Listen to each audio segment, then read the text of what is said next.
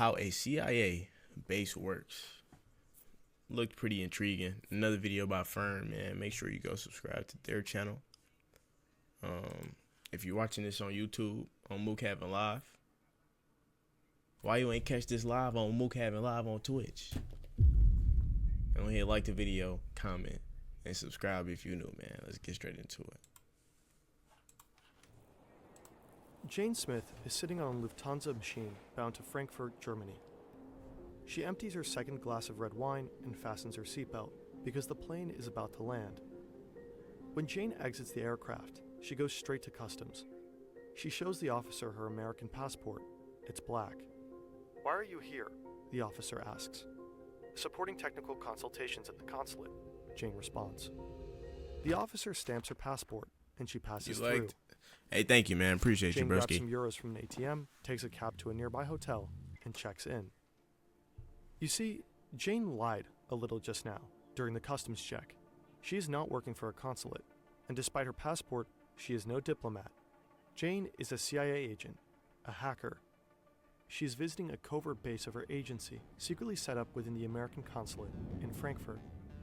But this base, in the heart of Europe, is just one of a giant network spanning all across the globe. What are their functions? And how do these bases operate on foreign territory? CIA's global hacking program. Spy station. More people from Taiwan. What are the Americans doing now?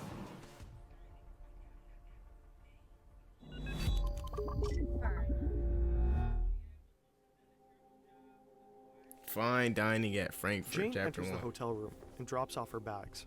She was prepared for this trip. She's been given instructions on how to get around in Frankfurt. Stores are closed on Sunday, gas stations are not a good place for fine dining, stuff like that. We all know this thanks to the extensive leaks called Vault 7 from a few years back. Generally, this video largely relies on leaked information and statements of retired agents. It was a 9-hour flight from Washington, D.C. to Frankfurt. Jane is pretty exhausted and takes a shower. She is very careful not to leave Damn, anything that 9 could hours? identify her unattended. She takes her phone and laptop with her to the bathroom. Freshly dressed, Jane takes the U5 subway towards Poingesheim. She gets off at Gießener Straße, just a few hundred meters north from the consulate. Frankfurt hosts the largest U.S. consulate in the world. Officially, it is serving American residents in the region, but in truth, it is doing much more than that. At the main gate, Jane shows her black passport and is handed a yellow visitor's badge. She follows the signs to the employee entrance alongside the consulate building on the left. Jane holds up her yellow badge at the door and is buzzed into the building by a guard.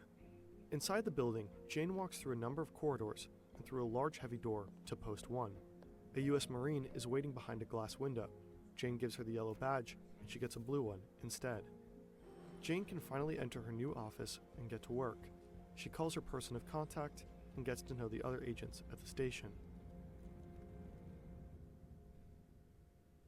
In 2013, news broke that the U.S. spied on then-German Chancellor Angela Merkel's private phone for over 10 years.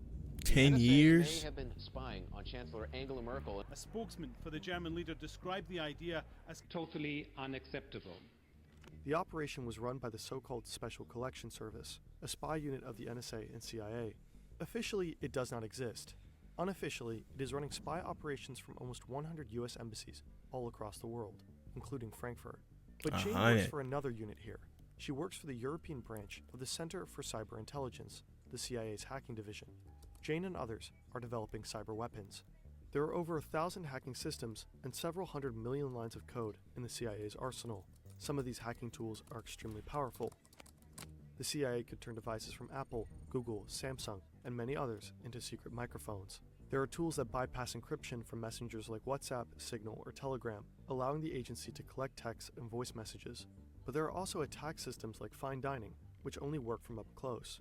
This is where Frankfurt's strategic location comes into play. The Schengen Agreement allows Jane to travel from Frankfurt to almost any European country without border control. If Jane wanted to penetrate high-security targets that are not connected to the internet, she could simply take a train, stick a USB drive loaded with malware into a target PC, and be back in Frankfurt by supper. Jane is a very talented hacker. If one day she decided to leave the CIA, she could have a very promising career as a cybersecurity expert. All she'd have to do is build a portfolio and launch her own website. Unfortunately, Jane is not very creative when it comes to designing. Luckily, she doesn't have to be.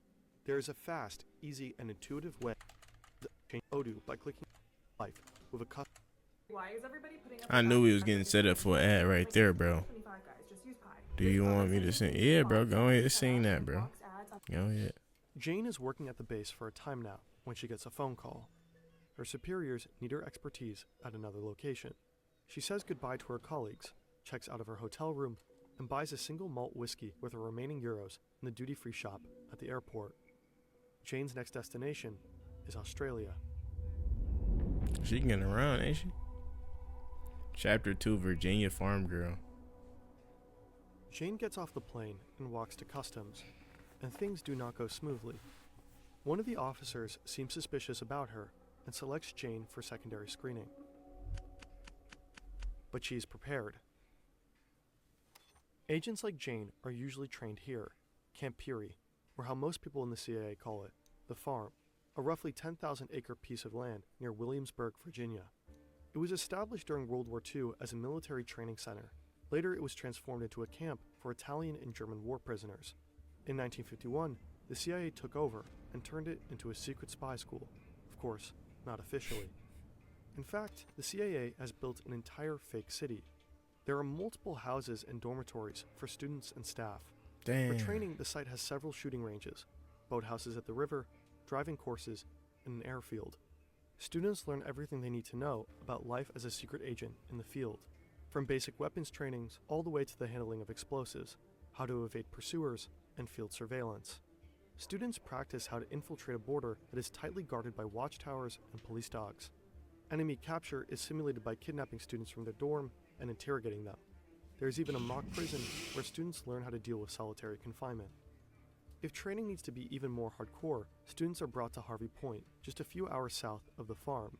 This is the place where, among other things, the operation to kill Osama bin Laden was planned and trained.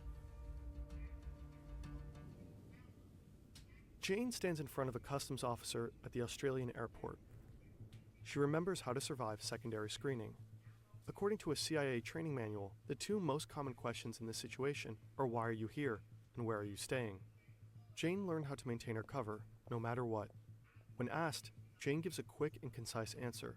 No pause and no delaying sounds between questions and response, just as the manual says. She knows that any unnecessary information or overly specific answers might lengthen the interview, so she keeps it short and simple. She tries to stay calm. No swallowing, no lip biting, nothing that can make her seem nervous. And it works. After a few minutes, the officer hands Jane her passport, and she's free to enter the country. That's crazy. Chapter 3, a casino full of agents. Jane is sitting with her colleagues in a casino in Alice Springs, a small town right in the heart of the Australian outback. There are a lot of Americans all around her, which is not unusual. Most of them work at Pine Gap, a nearby military base run by the Australian and US government. Jane and others are playing a weird American dice game called Craps. We're watching this video on how a CIA base works. When a group of Australian YouTubers join them. Together they drink, they laugh, and maybe talk a bit too much about their work.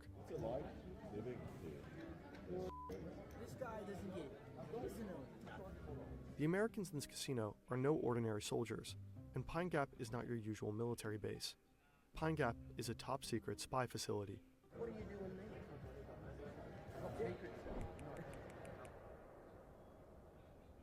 Roughly 1,000 people work at the so-called Joint Defense Facility, which is a quite misleading name, in fact. Super in its early interesting. Years, Australians only worked as cooks, painters, or janitors. While today almost half the staff is Australian and the other half American, in reality the CIA and the NSA call the shots here. While Pine Gap was originally used as a defensive site to keep track of Soviet nuclear missiles during the Cold War, US intelligence quickly realized how useful this base could truly be. Today, it is the US's most important intelligence collection station in the world. There are 38 radar dishes all across the base. Many of them are enclosed in random, huge golf ball-like structures. They are built to hide and protect the antennas inside them. Most of these antennas communicate with US spy satellites, like Orion 3, 5, 7, and 9. These spy satellites are geosynchronous. They move in orbit with exactly the same speed as the Earth's rotation. This way the CIA can intercept almost all wireless communication from Europe, Africa, and Asia, 24/7. the immensely powerful NSA spy programs, Echelon and X-Keyscore, that Edward Snowden made public in 2013, are also operated from Pine Gap.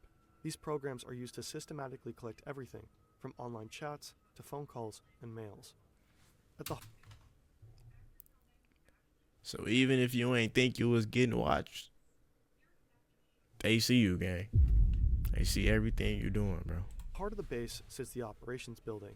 On a total of around 20,000 square meters, roughly the size of a small IKEA, the CIA, NSA, and other agencies analyze all incoming intelligence data. Pine Gap played a vital role in America's war on terror.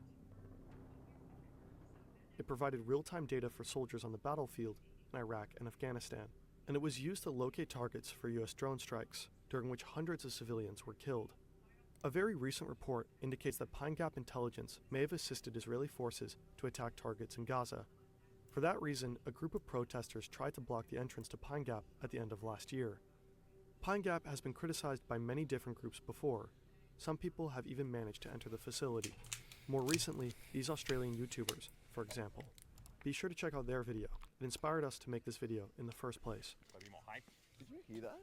It sounded like bombs going off. No. Jane has seen places few people in the world have ever been to. Covert hacking bases in the heart of Europe, training facilities in the US, and spy stations in Australia. She knows many of the CIA's secrets, like the fact that in 2000, an American soldier from Pine Gap reportedly started a secret swingers club in Alice Spring, which held wild sex parties. But there are places that not even Jane will ever have access to.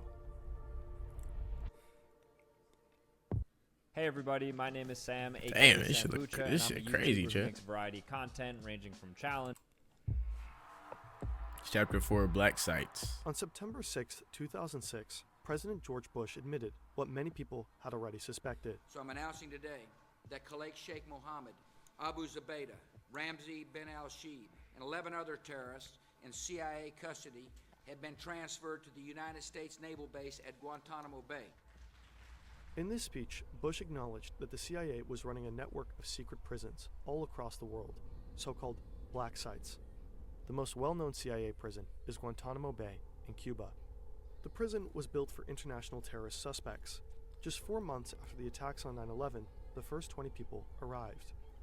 But Guantanamo is no regular prison. In most cases, there are no official charges, no trials, and no formal convictions. A total of 800 people were brought here. Some have been exposed to Damn. enhanced interrogation techniques, most commonly known as torture. Often, the CIA did not have clear evidence on their inmates. The exact number and locations of black sites are still unknown. Some were run by foreign secret services. At least 10 of these prisons were built and operated by the CIA. Over 50 governments participated in some way. If the CIA suspected someone of being a terrorist, they sometimes became part of the agency's extraordinary rendition program, or simply kidnapping. The suspect was illegally shackled, blindfolded, and transported via plane to one of the CIA's black sites.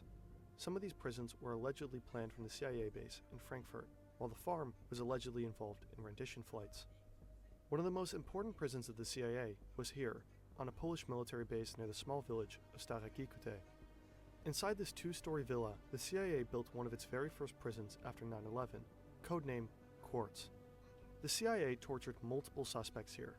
As compensation for using the place, the CIA paid at least $15 million and outfitted the base with $300,000 worth of security cameras. After many years of denial, in 2014, the Bro, like, what do $300,000 in security cameras even look like, chat? Like, that's wild. Polish government finally admitted that it hosted the secret CIA prison. Since then, the European Court of Human Rights has found multiple European countries responsible for letting the CIA violate several human rights in prisons on their Hold territory. on, man. We got Tiffany back here. Shout out Tiffany watching live, man. In 2009, President Obama ordered for all black sites to be closed. But to this day, Guantanamo Bay still holds roughly 30 inmates. Damn, chat. Hey, chat. We gonna watch this tomorrow. What's the first attack on the Twin Towers?